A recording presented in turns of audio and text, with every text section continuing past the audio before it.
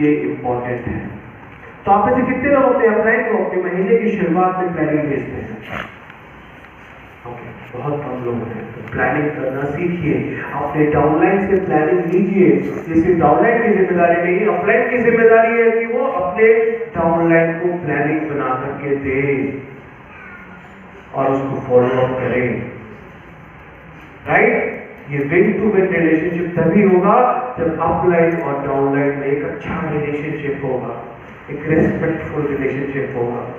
एक thin line होती है अपलाइन और डाउनलाइन में, उसको हमेशा बनी रहने दीजिए।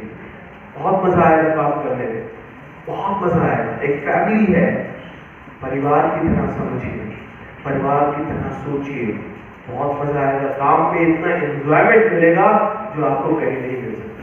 वो रिस्पेक्ट दोनों तरफ रहेगी तो बहुत मजा आएगा। राइट? तो PDCA, planning do check and, कोई भी काम करना है अपने सपने बनाइए और सपने बनाने में PDCA पे काम करिए और उस प्लान को अचीव करिए।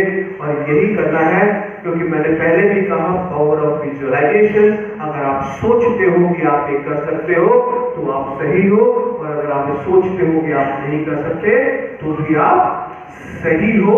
This is called power of visualisation. तो पॉजिटिव अफर्मेशंस रखने हैं। आप में से कितने लोग रात को पॉजिटिव सोच के सोते हैं? कौन कौन अफर्मेशंस करते हैं? हेलो सर, ये किसी का गिर गया आय करता बोल दें।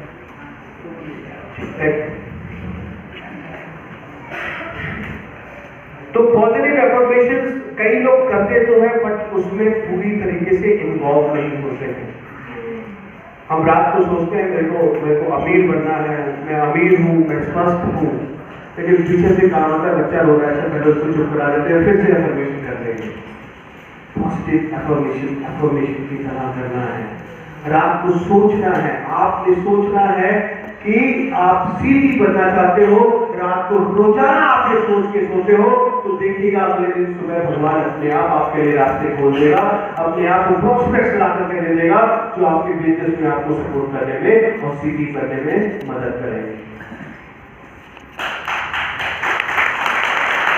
ये सिर्फ चालू के लिए नहीं है। आपको क्या सोचने में पैसे लगेंगे?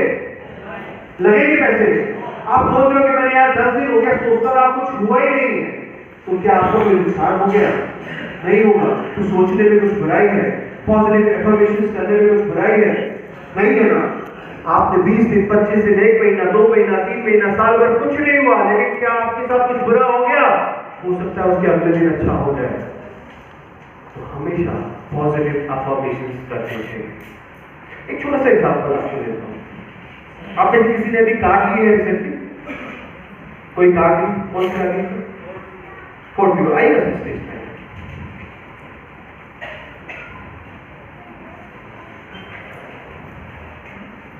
सर क्या नाम था? नीरज जी के लिए जोरदार तालियां। एक जून को काटिए, अब लंच कराएंगे हम लोग को। तो आज का लंच जो है वो नीरज जी की तरफ से है, बिल्कुल फ्री, वो कोई दिक्कत नहीं है। तो बिंदास आप लोग आइएगा और लंच करिएगा, ठीक है सर? बोल भी दीजिए एक बार।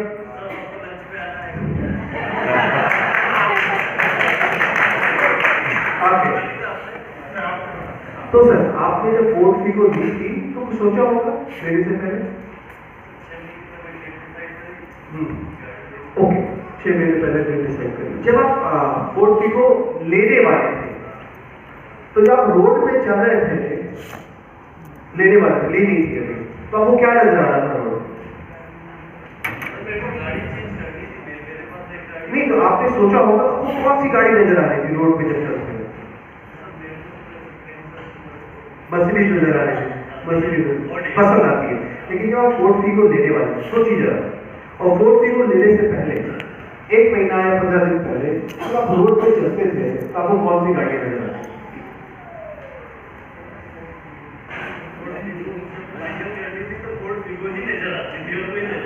तो जब आपने फोर्ड फी को फाइनल कर ली थी तो रोड पे आपको सिर्फ क्या नजर आ रहा था कि वो मेरी फोर्ड फी को जा रही है। होता था ऐसा कि वो मेरी फोर्ड फी को जा रही है और वो मेरी फोर्ड फी को जा रही है। और जब व्हाइट कलर की फोर्ड फी को ही दिखती थी और जो चीज आपने सोची थी और वही चीज आपने है पावर ऑफ विजुअलाइजेशन, क्योंकि जो आप सोचते हो वो आपको मिलता है। और ये प्रूफ है, क्योंकि जब ये लेने वाले थे, जब इन्होंने सोचा था तो रोड पे सिर्फ इनको क्या दिखाई दे रहा था?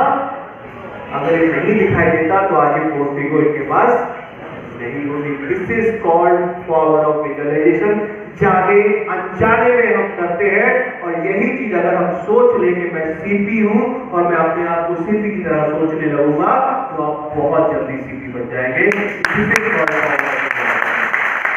इसको नहीं पता, शायद याद भी नहीं होगा कि मैंने प्लानिंग करी हो, प्लानिंग के बाद मेरे को क्यों फोर्ड फीको दिखाई दे रही है, क्योंकि इनके मन में फोर्ड फीको ही चल रहा था।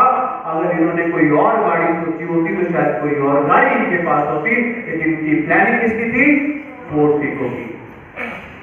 नजर वही आएगा, तो नजर वही करना है जो आपको बनना है। This is called power of visualisation. Thank you sir, please how thank you. Right, तो अब बात करते हैं मुद्दे की। क्या बात करेंगे हम? सबसे दुखद वाला किया आपने 100 रुपये 150 रुपये। अब तो पावर ऑफ सेलिंग। सेलिंग जो है ये बहुत ही टिपिकल वर्ड है, और सेलिंग के मायने हर 10 साल में बदलते रहते हैं। सेलिंग करने का तरीका बदलता रहता है। आजकल तो सेलिंग नहीं होती, आज आप सलाहकार बनते हो। सेलिंग करोगे तो कभी नहीं बिकेगा, कभी नहीं कुछ बिकेगा। आप बेचने जाओगे तो मेरे से सामान ले लीजिए, कभी जिंदगी में कोई सामान नहीं लेगा आज की तारीख। आज आपको कंसल्टेंट बनना है, आज आपको सलाहकार बनना है। आपको प्रोडक्ट नहीं बताना है, लेकिन फिर भी प्रोडक्ट बिकेगा, ये ले लीजिएगा। तो मैं ऐसे बैठा हुआ था, डॉक्टर हिमांशु का सेशन चल रहा था, तो लोग कह रहे थे sir doctor Himanshu home remedies बता रहे हैं, लेकिन हमारे प्रोडक्ट उसमें ऐड नहीं है। क्यों? आप बता के तो देखिए एक बार होम रेमेडीज लोगों को, आगे से आपको प्रोडक्ट ही खरीदेंगे, देख लीजिएगा। आपने सलाहकार भी बनना है, आपने अपना प्रोडक्ट नहीं बेचना, आपने सलाह देनी की करना क्या है। लोग आपसे प्रोडक्ट ही पूछेंगे, अपने आप प्रोडक्ट मिलेगा। किसी को प्रोटीन बेचना है, दुनिया को पता है सबको 10 में से 8 लोग के अंदर प्रोटीन की कमी है। आप किसी को बताते हैं हमारा प्रोटीन पाउडर ले लो, प्रोटीन पाउडर से आपकी प्रोटीन की कमी पूरी हो जाएगी। नहीं, आप उसे बताओगे आपकी दांत बढ़ा लो, अपना प्रोटीन का इंटेक बढ़ा लो, ये बढ़ा लो, वो बढ़ा लो, तो शायद आपका प्रोटीन बढ़ जाएगा। लेकिन अगर फिर भी नहीं बढ़ता है, क्योंकि उतना दाल में प्रोटीन नहीं है, उतना आपके अंदर आप खा नहीं सकते हो, तो आपको तब जाकर के उस प्रोटीन की जो थोड़ी बहुत कमी है उसको आप मेरे प्रोडक्ट से पूरा कर सकते हैं, तब आपका प्रोडक्ट बिकेगा। आपको दूसरी तरीके से प्रोडक्ट को बेचना पड़ेगा। सेलिंग के मायने अभी बदल चुके हैं। सेलिंग का मतलब आज आप सलाहकार करना चाहोगे तभी आप कर पाओगे, तभी आप सेलिंग कर पाओगे। तो यहां पर हम क्या बेचते हैं? आईएमसी में हम क्या बेचते हैं? आईएमसी में अब होता क्या है, जब लोग सेलिंग करते हैं ना तो सोचते हैं कि जो बेचने वाला है वो छोटा है और खरीदने वाला बड़ा होता है ना। आईएमसी में हम क्या बेचते हैं? प्रोडक्ट बेचते हैं। हम ऐसे प्रोडक्ट बेचते हैं जो लोगों की हेल्थ को सुधारते हैं। क्या करते हैं? सेलिंग का मतलब होता है सेला, सेला का मतलब टू गिव, यानी कि देना। हम ऐसी चीज देते हैं जिसके बदले में उसकी हेल्थ सुधरती है। हम ऐसा अवसर, ऐसी अपॉर्चुनिटी देते हैं जिससे उसकी जिंदगी बदलती है। तो क्या आप छोटे होंगे या बड़े होंगे? क्या होंगे? तो सेलिंग का मतलब होता है बेचना, यानी कि देना। तो लोग सोचते हैं कि बेचने वाला छोटा होता है और खरीदने वाला बड़ा होता है। जब आप ये एटीट्यूड हटा दोगे कि बेचने वाला छोटा होता है, क्योंकि आप उसको हेल्प दे रहे हो, आप उसको ऐसा अवसर दे रहे हो, ऐसी अपॉर्चुनिटी दे रहे हो, तो उसकी जिंदगी बदल देगी। तब आपकी सेलिंग अपने आप होने लगेगी। सेलिंग में कोई रॉकेट नहीं। आप एटीट्यूड चेंज होना चाहिए, आपके अंदर वो कॉन्फिडेंस होना चाहिए, आपके अंदर वो नॉलेज होनी चाहिए। आप कभी भी काफी सेलिंग रुकेगी नहीं, आपके प्रोडक्ट रुकेंगे नहीं, आपका बिजनेस रुकेगा नहीं, आपकी अपॉर्चुनिटीज हमेशा टिकती रहेगी। एक छोटा सा मैं आपको वीडियो दिखाता हूँ सेलिंग करने के अलग अलग तरीके।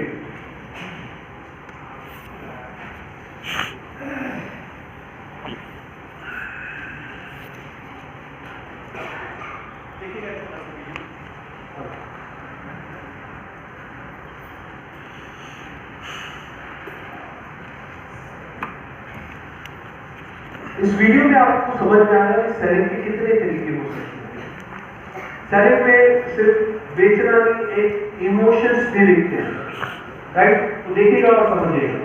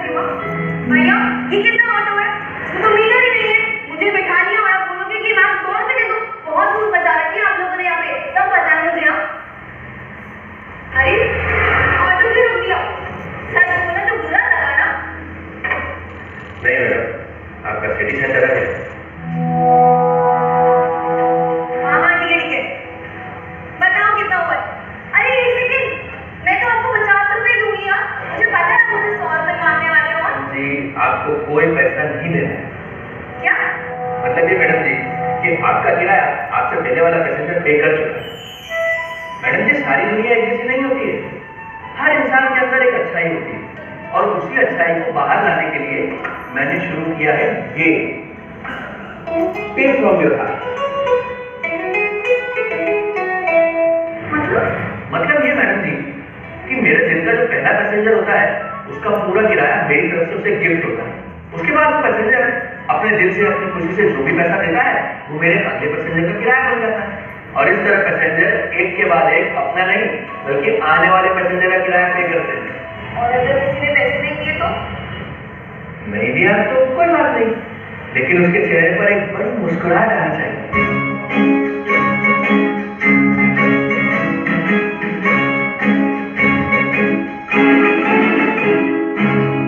किसी की मुस्कुराहटों से हो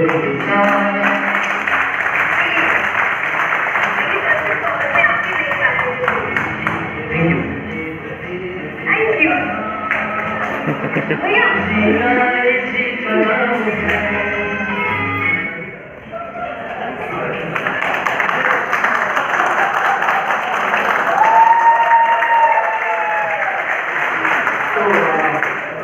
ये होगी सेलिंग। जहाँ उसने 50 रुपए देने थे वहाँ 100 रुपए देने चाहिए।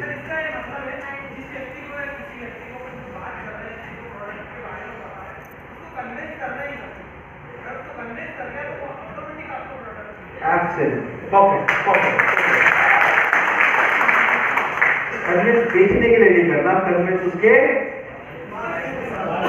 फायदा होने वाला है। जमा करनी सर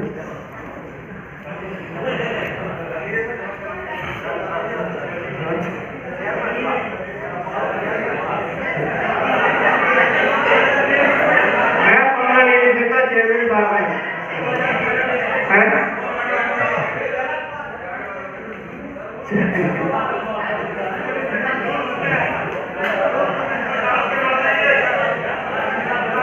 डांस कर दीजिए सर आकर के, चलिए।